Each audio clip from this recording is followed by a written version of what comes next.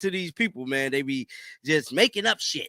But with all that being said, man, Lexie Hall is currently, you know what I'm saying, on a little media run. Lexie Hall is one of the biggest names this offseason. I feel like Lexie Hall is going to be getting a major payday in regards to her basketball abilities on the court. Now, with that being said, this article has been released, and it goes on to say Lexie gets real about Caitlin Clark, Indiana Fever locker room and offseason. Recent developments show Lexie Hull speaking candidly regarding Caitlin Clark and circumstances within the Indiana Fever organization.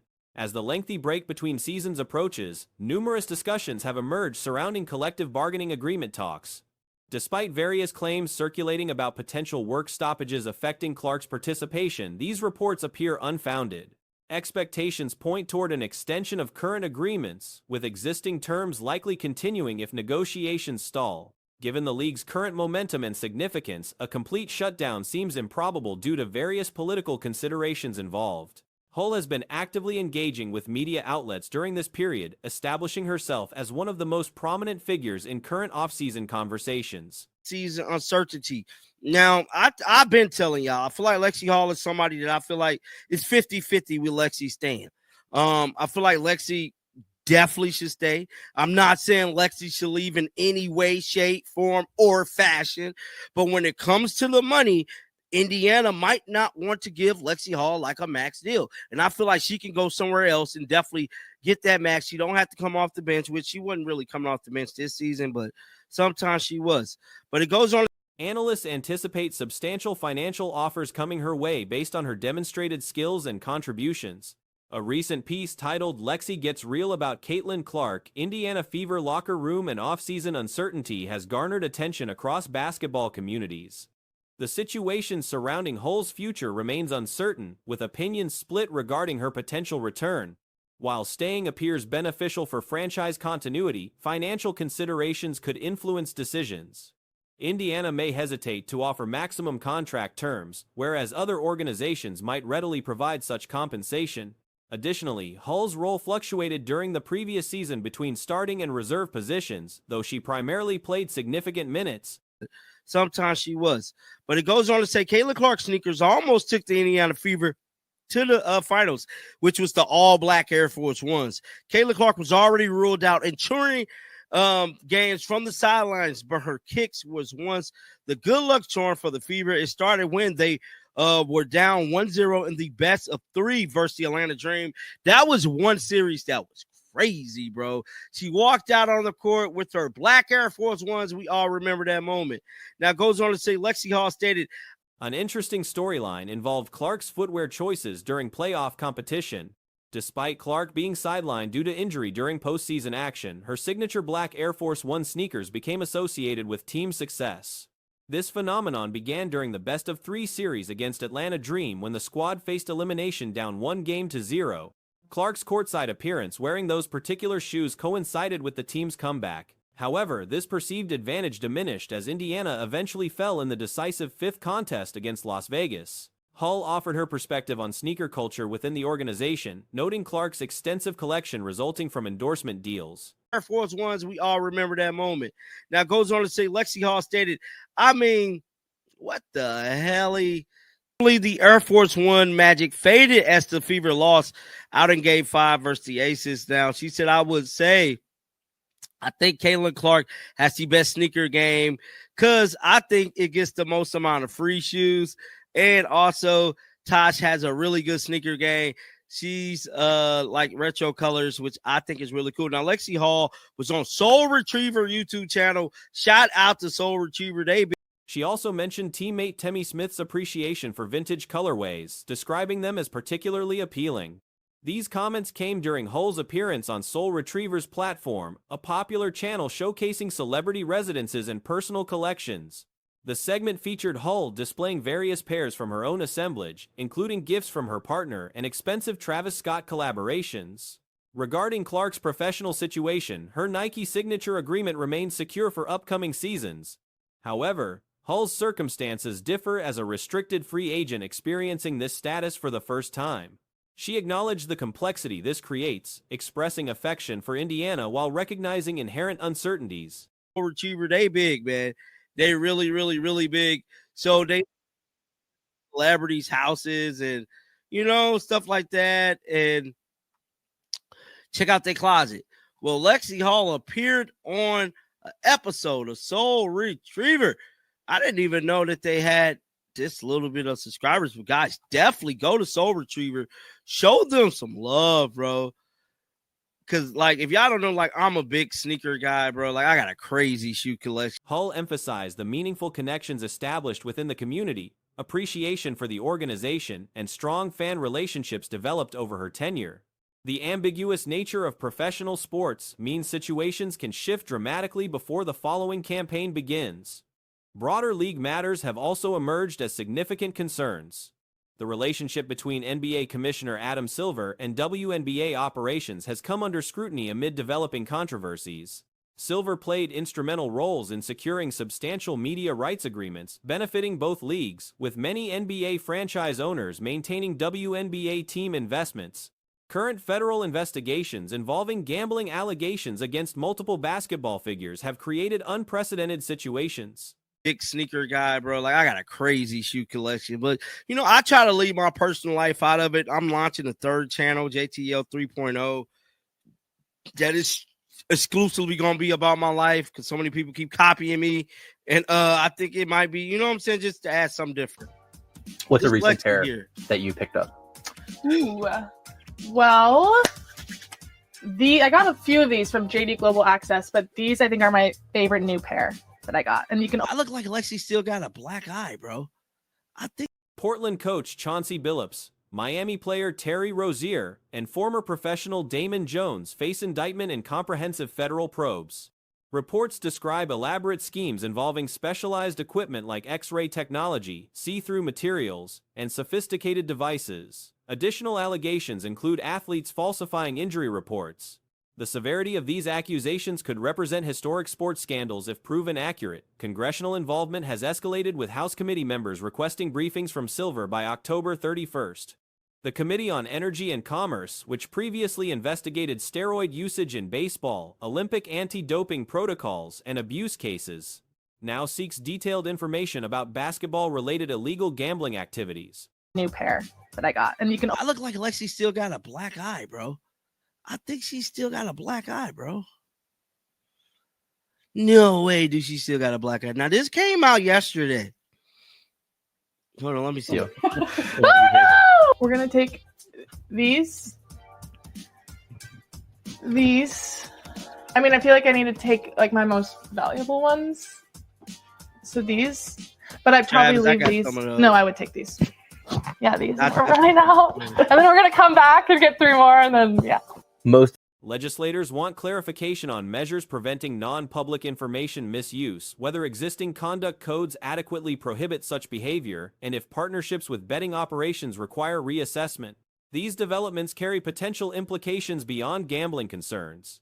Previous reporting from Wall Street Journal highlighted alleged civil rights concerns regarding Clark's treatment, suggesting patterns of targeting warranting accountability. Some observers believe federal scrutiny of Silver could expose additional organizational issues, particularly given Clark's substantial public following and support base. The convergence of gambling investigations with other league controversies suggests possible domino effects affecting multiple parties. Speculation suggests Silver might cooperate extensively with investigators rather than accept sole responsibility. Yeah. Most sentimental sneaker in the room. Memories. These were a gift from my fiance, which I'm obsessed with. Those are nice. Most expensive pair of sneakers in your closet. Probably those. Or these. One of my Travis Scott. Cool. Those are nice, man. But this is the video here. I'm not going to play all of it. It's like a 8-minute video. You guys could go check it out on Soul Retriever. Go show them some love. Check out the video. But we got to get back to this article, man. So goes on to say Caitlin Clark has a Nike signature deal, which we are. If allegations about prior knowledge of misconduct prove accurate, including any buried investigations, consequences could extend throughout basketball's administrative structures. The interconnected nature of NBA and WNBA operations means disruptions in one potentially impact the other. Sports betting landscapes may face dramatic restructuring depending on investigation outcomes. The situation surrounding Clark specifically draws attention due to her prominence and widespread fan support. Various political demographics have rallied behind her, making any confirmed mistreatment particularly sensitive. Should investigations expand into WNBA matters, the handling of star players could face intense examination alongside gambling-related concerns. Players in the American East Conference at D1. I think he was all-conference team twice. Like, he wasn't this, like, NBA-level guy, but a really good, really good D1 level player. He used to spend his summers with Drew Hanlon. And he'd be there. So let's say there'd be 5 NBA players. I know Embiid was there, Tatum was there in those summers. It would be, and then there was a couple of like lower NBA players. So you'd have like the 2 stars, which would be his main focus. And then he would have the NBA. Recent organizational changes within Indiana's coaching structure add another layer of complexity to these ongoing narratives. While developments may create challenges for some parties, they could simultaneously benefit others depending on resulting structural adjustments. The timeline for congressional briefings suggests imminent disclosures that might clarify numerous outstanding questions. Multiple investigations proceeding simultaneously create unprecedented circumstances across professional basketball.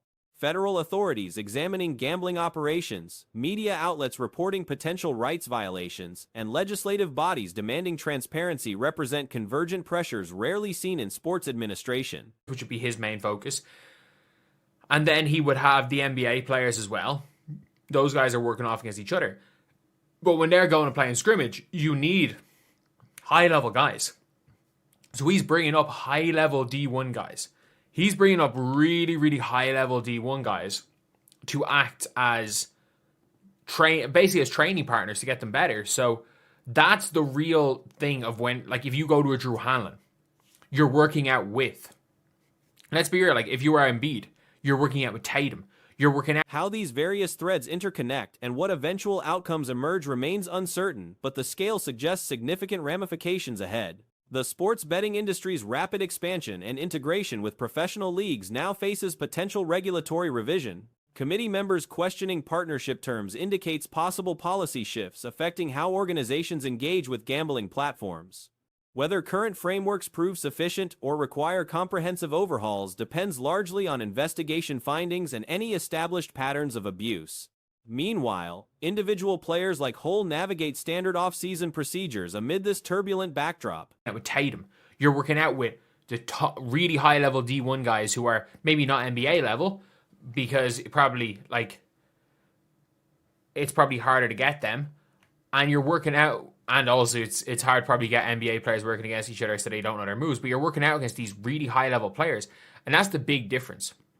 This is who you're up against. It's not that these coaches are going to teach you anything different. It's who you're up against. And somebody who's one of the top skills trainers is going to have really good players to... Free agency decisions, contract negotiations, and roster construction continue despite broader organizational uncertainties. Teams must balance immediate competitive needs with longer-term financial planning while external factors potentially reshape league economics. Clark's situation exemplifies these competing pressures, simultaneously celebrated for drawing unprecedented attention while reportedly experiencing problematic treatment. The contrast between public adoration and alleged workplace issues creates narratives extending beyond typical sports coverage into cultural and political domains. How leagues address these dynamics while managing legal scrutiny and maintaining competitive integrity represents substantial administrative challenges. Skills trainers is going to have really good players to match up with and to get better against, whether that be male basketball players. It's a big difference than a Keith Porter. No offense to Keith Porter. But obviously, is there any responses? Let's listen to this. Yeah. You just called it. Sometimes some teams are like, no, they've got you need people. to be with me a year for the first 3 years. This is happening with me and Caitlin Clark. As you can see, Structure of that specific team. Yeah. So Yeah. You just called it. Sometimes Organizations face difficult decisions balancing player welfare, competitive fairness, financial sustainability, and public perception. The intersecting controversies complicate already complex operational environments, potentially requiring fundamental reassessments of governance structures and oversight mechanisms. Whether existing leadership can navigate these challenges or requires replacement depends on forthcoming revelations and institutional responses. As October 31st approaches, the requested briefing may provide clarity regarding gambling investigation scope and potential league exposure. Subsequent developments could reshape professional basketball's administrative landscape, affect individual careers, and modify how sports integrate with betting industries. It's called it. Sometimes some teams are like, no, they've got you need people. to be with me a year for the first 3 years. This is happening with me and Caitlin Clark. So Caitlin Clark finished rookie season. We've been talking for a few years, and You worked with Caitlin Clark? so we were going to work last summer, but I was gonna have to go to Indianapolis. And I respect it. Like when you're young on your team, you work out at your practice facility. And the amount of people like, if he wants to work out with Keith. The ultimate impact remains speculative, but the unprecedented nature of simultaneous federal, media, and legislative attention suggests transformative possibilities across multiple dimensions of professional athletics. Recent revelations from Chris Brickley, an elite basketball trainer recognized globally, shed light on a concerning situation involving Caitlin Clark and the Indiana Fever organization. Brickley has worked with numerous NBA stars throughout his career, with Jimmy Butler among his prominent clients and Carmelo Anthony being his initial professional athlete. His reputation in the basketball training world stands unquestioned. The effectiveness of premium trainers often comes down to less about their specific techniques and more about the caliber of competition they provide access to. A lot of people are like, if he wants to work out with Caitlin Clark, he has to go to Indianapolis. You want, like, realistically, you don't want to be in Indianapolis. You want to be where his base is, so you can get all the facilities. You can get all the benefits of that. That's who you're working out against, who you're working out with, who you're working out. The facilities are working out. That you want, like, most coaches, like, there's no, like, Keith Porter can do as far as the drills. Keith Porter can watch Every trainer essentially runs similar drills and exercises. The real advantage lies in who athletes face during their training sessions. A former standout player from the American East Conference, who achieved all-conference recognition twice at the D1 level, would spend summers training with Drew Hanlon. During these sessions, NBA stars like Joel Embiid and Jason Tatum would be present, working against each other and alongside elite collegiate players brought in specifically to serve as challenging practice partners. This arrangement benefits everyone involved. Keith Porter can watch anybody can watch a clinic of a coach. Like, you can watch a Chris Brickley clinic, and you can go through those drills. The difference is like, there's little things about why these are really good trainers. And by just bringing him over to Indianapolis, takes away a lot of that. It does take away a lot of that. So, obviously, the Indiana Fever were not letting Caitlin go train in New York last year. Well, the Indiana Fever fucked her up badly last year. When top NBA talent needs scrimmage opponents, they require high-caliber athletes. Elite D1 players get recruited to provide that competition. The opportunity to train alongside and against such exceptional talent creates an environment impossible to replicate elsewhere. Working out with Embiid means going up against Tatum and other premier athletes. The coaches don't necessarily teach revolutionary concepts. The transformational element comes from the competition level. Badly last year, so I don't know. All these people think the organization can do no wrong. Like, yeah. So I'm hoping now this off season, I love it. I'm hoping that she'll come to New York and we'll get some work. And she's the reason why the WNBA has become so big. I would love to work with her. Yeah, she's an amazing talent. She's changed the game. She has absolutely changed. Yeah. Women's sports for sure. Just and I love generally competitiveness too. Oh man, I know. So yeah, the Indiana Fever did not let distinguished skills trainers attract outstanding athletes, creating networks where players can face male basketball competitors at exceptional levels. This dynamic differs significantly from training with someone like Keith Porter, despite his contributions to the sport. During a discussion, Brickley revealed that certain franchises impose restrictions on their players, particularly during early career stages.